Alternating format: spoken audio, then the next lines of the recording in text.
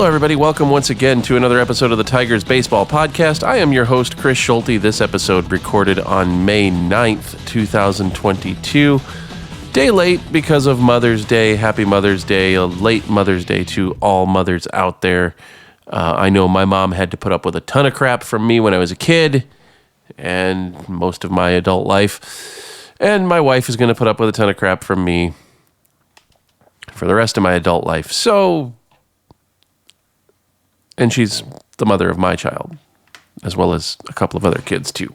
And she's an amazing mom.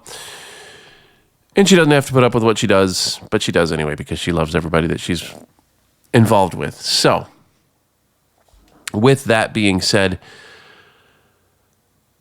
we are late because of that. We're also late because I wasn't feeling well yesterday. I am dealing with the amazing effects of a sinus infection, but we will move on. Now, let's get into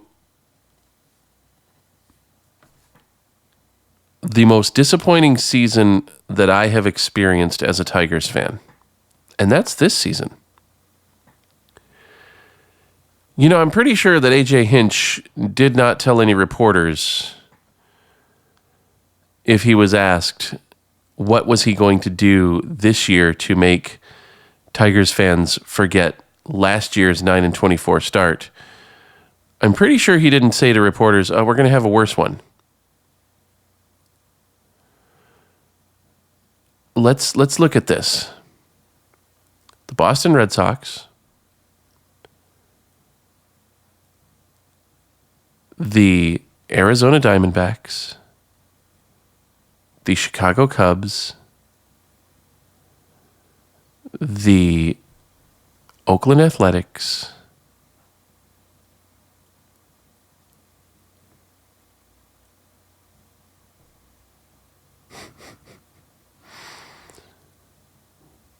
I'm going there, folks.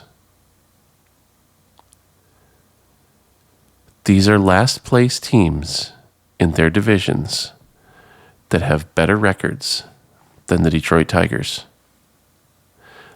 Or fourth place teams in the case of the Chicago Cubs. The Chicago Cubs are fortunate enough that they play in a division with the Cincinnati Reds.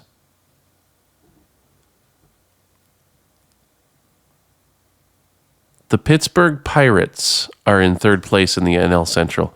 They have a better record than the Detroit Tigers. The team that didn't sign anybody, any major free agents in the offseason, has a better record than the Detroit Tigers. Okay? Let's think about this now. The Washington Nationals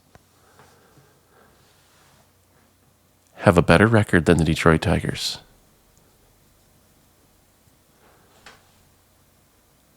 The Baltimore Orioles have a better record than the Detroit Tigers.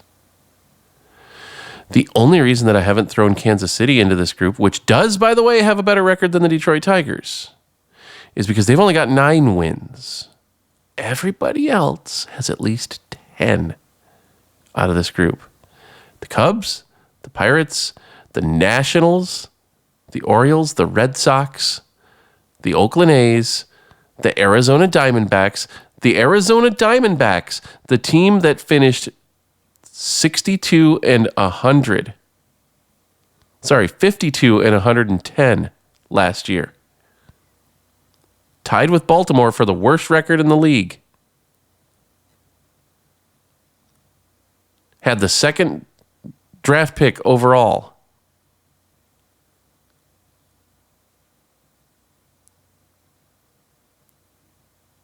Tied with Pittsburgh for the worst record in the league.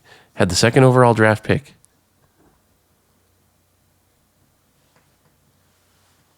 In the 2021 draft. The team that finished tied with them has a better record than the Detroit Tigers. Both those teams, 2 52-win seasons from teams from last year, have a better record than the Detroit Tigers. Have double-digit wins this time of the year are playing 500 or above baseball right now. The Tigers are 8-20. They just sent Akil Baddoo down to the minors today because he's hitting 140. Minnesota's probably looking at them going, could you have done that last year? But they don't need him. They're leading the division. They just swept the Tigers 2 weeks ago. So what would they need with Akil Baddoo? They've got Carlos Correa. You know why Carlos Correa and Justin Verlander didn't come to Detroit? Wasn't because of A.J. Hinch, which I thought about that earlier. I was like, you know what? I wonder if there's something that we don't know about A.J. Hinch. Because Carlos Correa was a free agent, didn't come to Detroit. Supposedly good friends with A.J. Hinch. Zach Greinke, free agent, didn't come to Detroit. A.J. Hinch managed him in Houston. Justin Verlander could have come back to Detroit. Chose to go to Houston and bet on himself for the 2-year, $25 million a year deal with an option year in the second year. You know why they didn't come to Detroit? Wasn't because of A.J. Hinch. It's because they knew what Detroit wasn't, and we don't. We haven't embraced the fact yet. We haven't accepted the fact yet that the Detroit Tigers are a loser this year. Oh, well, they won 77 games that was last year, and they were still a loser because they were 77-85. Guess what that got them? Third in the division. Behind Cleveland and Chicago.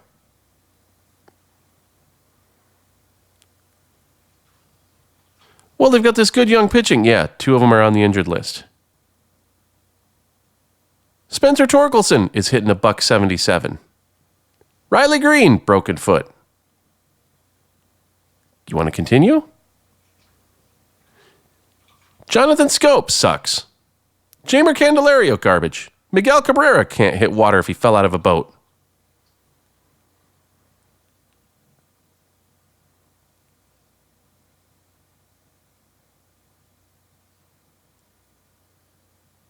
Tarek Skubal, best pitcher in the rotation right now. You have $38 million worth of player in Javier Baez and Eduardo Rodriguez. Let me do the math again just to make sure that I've got it right because I don't want to steer people wrong. Let's see, 6 goes into 140, 23 times, so $23 million a year, $16 million a year, $39 million worth of player. In 2 players. Throw in Miguel Cabrera's $28 million, I think he's getting paid this year. And you're up to $77 million? No, $57 million. Robbie Grossman, $10 million. There's $67 million. You've got $67 million of player in 4 players who are absolutely underperforming. Now, Robbie Grossman is doing average.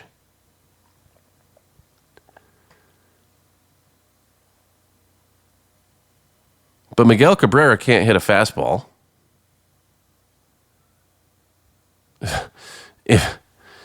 If I throw harder than 93 miles an hour and I'm a pitcher facing Miguel Cabrera, I throw it down the middle, belt high, all day, every day.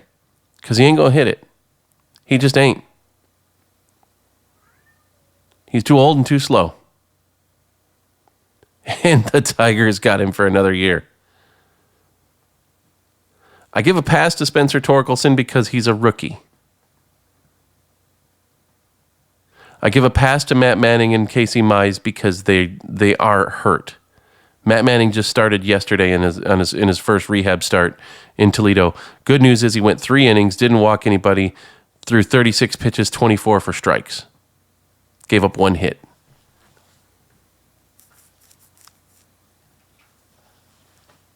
That and $2 will get you a bottle of Coke.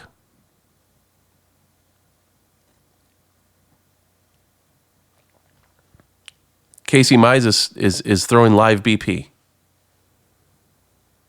So he's on his way back. You've got 3/5 of your original starting rotation on the injured list. You can't help that. You really can't. But Jeimer Candelario can help the slow start that he's off to. He can be better. Jonathan Scope can be better. Miguel Cabrera, yeah, he's a Hall of Famer. He hit his 600th double on Sunday. Congratulations.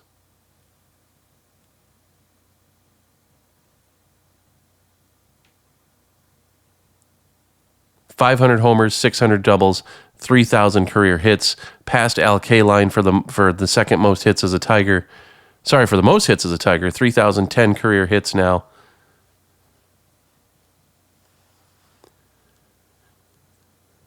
Him and Hank Aaron are the only two players to have 500 home runs, 3,000 hits, and have a 300 lifetime batting average. Him, Hank Aaron, and Albert Pujols are the only three players in history to have 500 homers, 600 career doubles, and 3,000 hits. Yeah, he's a Hall of Famer. I'll give you that. But he's past it. And Detroit still has his bad contract for another year.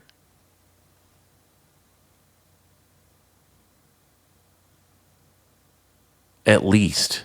Because I hear tell that it was either 2023 is a club option if he hits certain goals, certain incentive points, or 2024.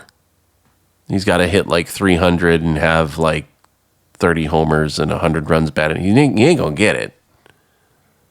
But Chris Ilitch is stupid enough to re-sign him, to pick up that option. If he ain't, Al Avila is. And he'd talk him into it. He won't need to worry about Javi Baez because Javi Baez is gone after 2 years. So is Eduardo Rodriguez. Why should they stick around for a loser in 2 years when they'll be able to go play winning baseball somewhere else? Why? What's the reason? What's the point?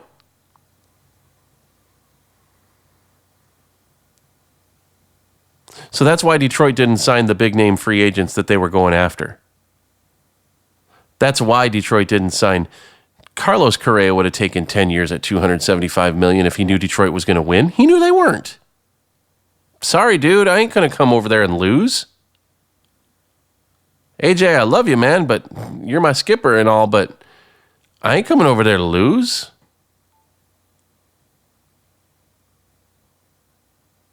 Justin Verlander, oh yeah, I had my first two no-hitters were in as a Detroit Tiger in a Tigers uniform. And most of my strikeouts were as a Detroit Tiger. And my first 2 World Series appearances were as a Detroit Tiger. But they suck now. And I'm not coming back because they're going to lose. And I don't want to be on a loser.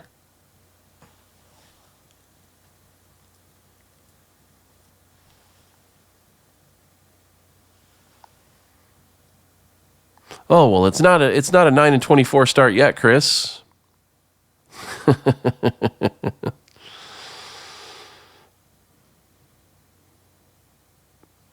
Did you see what happened against Oakland tonight? Were you watching the same game that I was? Oakland, folks.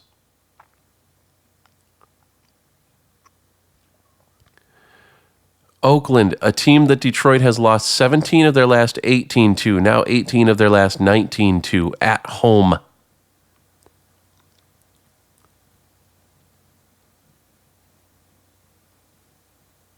And they've got a 5-game series in 4 days with the Athletics. Michael Pineda started tonight, pitched well, 6 2/3, 2-run ball.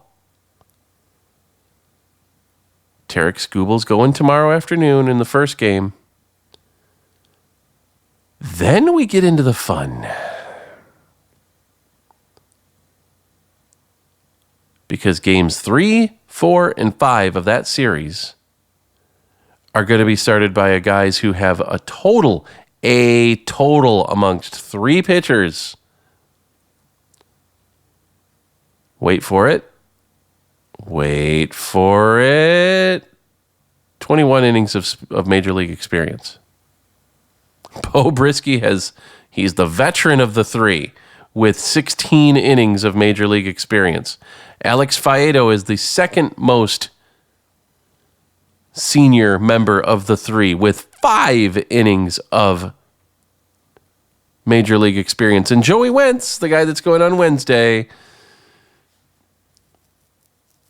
is making his Major League debut. And oh, by the way, Joey Wentz and Alex Faedo are 26 and 18 months respectively removed from Tommy John surgery. It's going to look so good. This is going to be so amazing. Scooble's going to get you a win tomorrow. Scooble will probably strike out 15 batters tomorrow. With the way the A's swing and miss at things, and the way that Scooble throws strikes, it's either going to be a 42-0 win for Oakland, and Scooble's going to give up 18 homers, or he's going to strike out 15 guys. He might do both.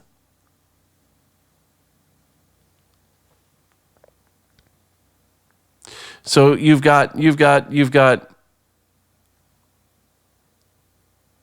all of this money wrapped up in Cabrera, Rodriguez, Baez, and Grossman, and Grossman's the only one that's doing a decent job.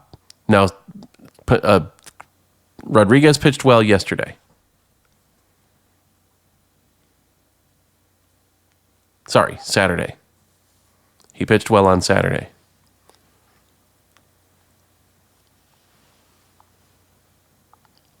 To be fair, Bo Brisky and Alex Faedo both pitched well as well. Alex Faedo only gave up 2 runs in his Major League debut. Bo Brisky's only given up 3 runs each time out.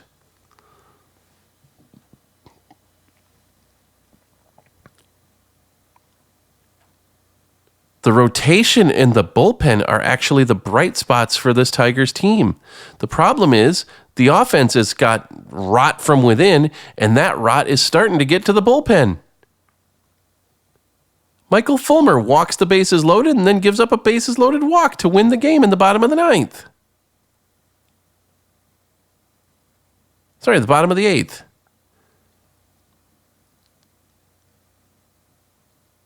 Gregory Soto couldn't find the strike zone on Thursday.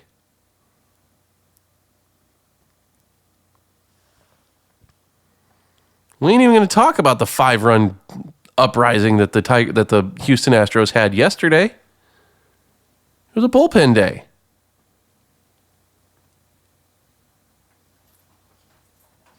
Good news is, well, if you want to call it good news, they're going to play Baltimore this weekend for 3 at home. Problem is Baltimore is better than Boston, and they lost 2 out of 3 to Boston at home.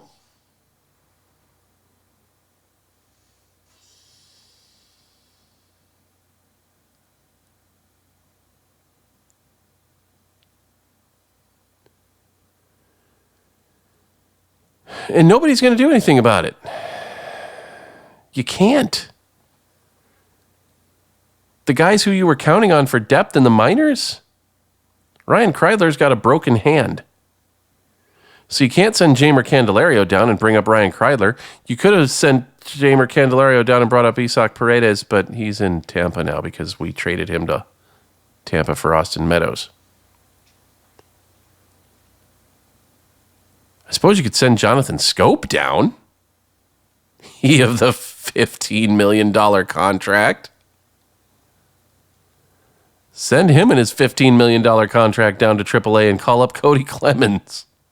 Because that'll work out really well.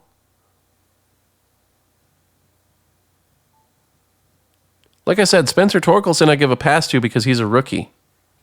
He's still trying to figure it out at the major league level.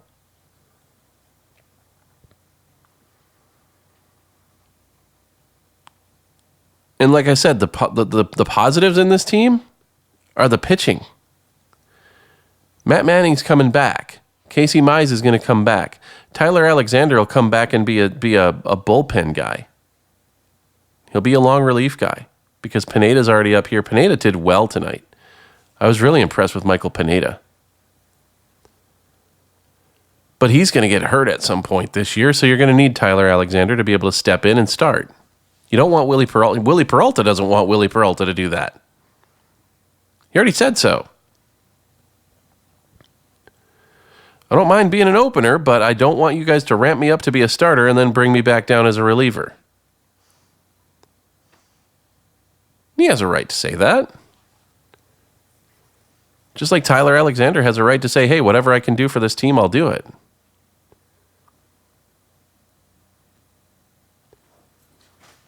But when you have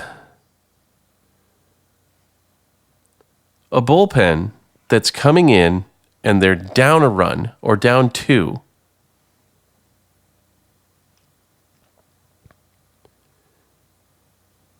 and so they're constantly pitching under pressure, and they know if they give up anything, they can't come back from it because the team offensively just doesn't have it. That's a lot of stress on guys. And how much are they going to put up with? You're asking an awful lot of these guys.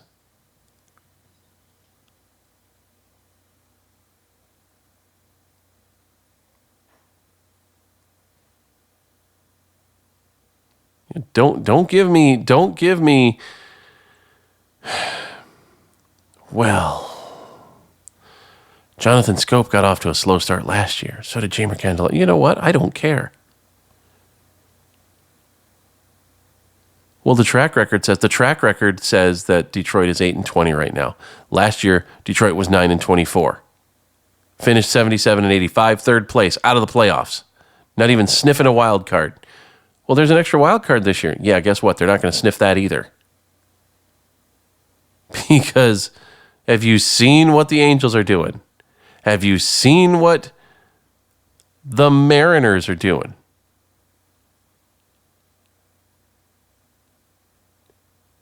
You want to look at that third wild card spot? All right, let's look at that. Let's think about that. Granted, it's only 28 games into the season for the Tigers. But let's look at this. Let's sit down and take a look. Okay. All right. Cleveland, better than Detroit. Minnesota, better than Detroit. Oh, those guys are in the division. Oof. The division that you were supposed to play better in, and you're 3-6. Minnesota's already swept you. Yeah, this is good. This is looking real good so far. Let's continue. Let's think about this. The Angels, second place in the AL West, behind Houston with 18 wins. The Yankees, I believe they're at 19 wins. They're first place in the AL East. Tampa Bay, 18 wins. They're in second. Toronto is Toronto. I think they've got 17 wins. They're in third. Let's see. Seattle? Seattle's struggling. Seattle has 15 wins. Sorry, boys. You're telling me that you're going to finish the season better than Seattle, Toronto, Tampa, Cleveland, and Minnesota? No. And just because I can, no. It ain't happening.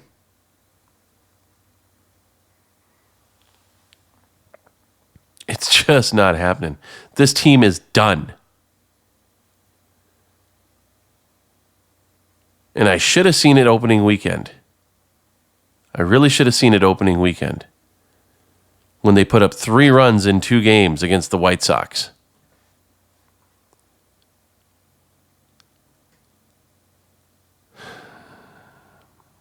If I didn't see it then, I should have seen it in the series against the Red Sox.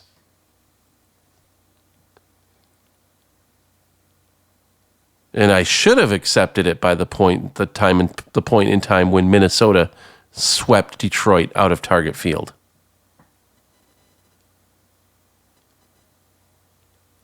Holding them to 5 runs in 3 games. 5 runs in, I will say it again, 5 runs in 3 games. Detroit has gone 23 straight innings without scoring a run. 23. No, sorry, 24.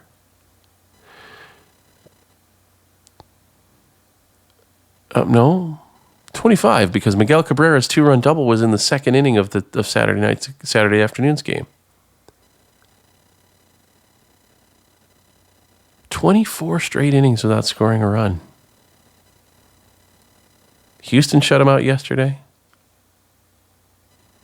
Oakland shut him out today. Got a straight doubleheader tomorrow. Tarek Skubal and Alex Faedo. Joey Wentz on Wednesday. Not sure what's going on Thursday. It's either going to be Bo Brisky or it's going to be a bullpen day. Maybe Drew Hutchinson can give up another grand slam.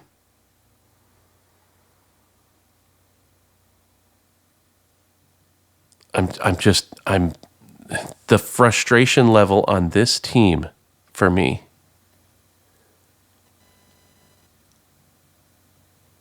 is so high right now. At the end of last year, I was calling for AJ Hinch to be nominated for Manager of the Year. Now I look like a total idiot doing that.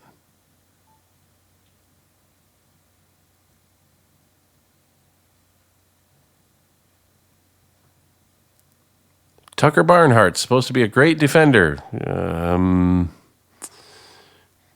People are sure running on our pitchers.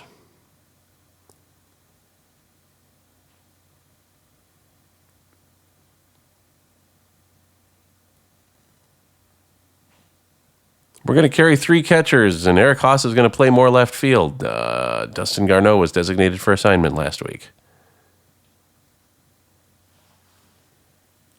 Our outfield defense is going to be better. It is now because Derek Hill is up and Akil Baddoo is down, and Victor Reyes has a hamstring that he's starting a rehab assignment for. Right now, your starting outfield, it's Robbie Grossman, Derek Hill, and Austin Meadows. With Eric Haas and Willie Castro coming off the bench, and Harold Castro coming off the bench. Good luck with that.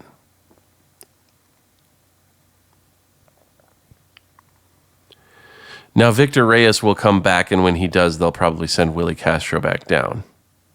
They'd be nuts to send Derek Hill back down. But Al Avila's done dumb things before, so who knows? Derek Hill's hitting a little bit, though. He's discovered the bunt, which with his speed is amazing. It's going to help him out a lot.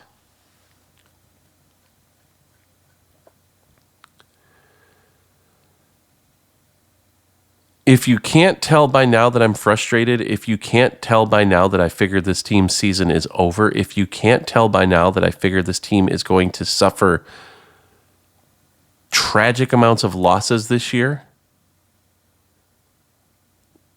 then you've got problems. And here's why I say they're going to suffer tragic amounts of losses. Riley Green hasn't started baseball activities yet. It's the 9th of May. He's walking. He's not in the boot anymore.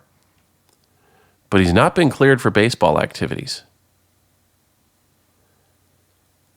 Jose Cisnero is on the 60-day DL. IL, sorry, the 60-day IL.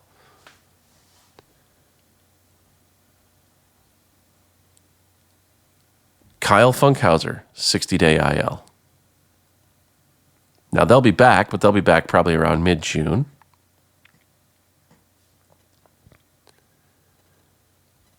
If it's not more serious.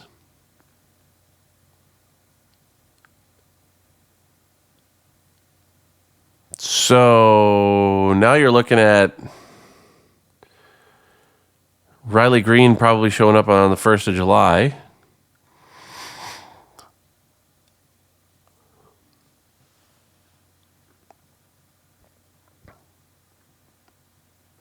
The bullpen will get better, but what's Spencer Torkelson going to do? And let's think about this. If Spencer Torkelson is having the problems that he's having, just imagine how bad it's going to be for Riley Green.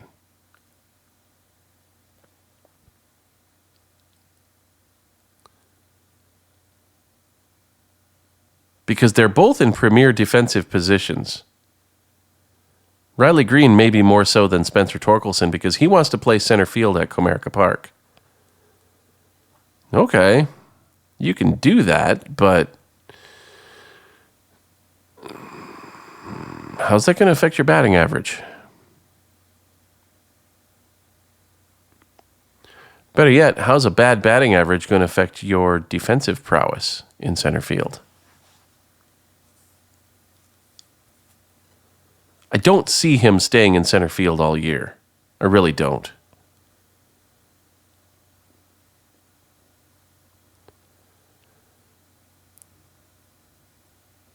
Why do I have such a bad feeling about Detroit? Because I know what last year was like. I know what 9-24 looks like. And I know where 9-24 gets you.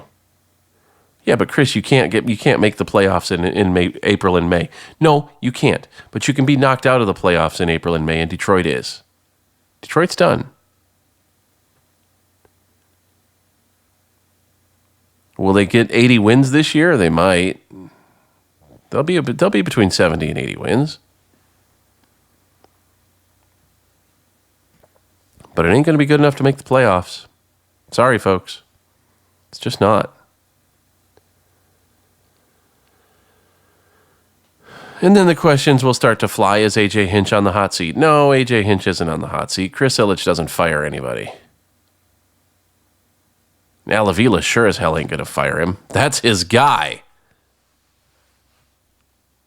And Chris Ilitch isn't going to fire Al Avila because that's his guy.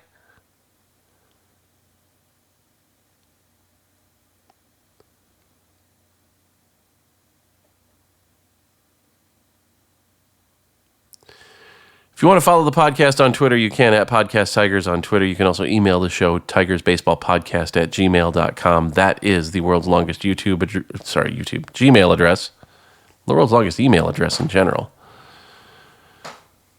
Check us out on our YouTube channel. More information about that is available on our Twitter feed at Podcast Tigers.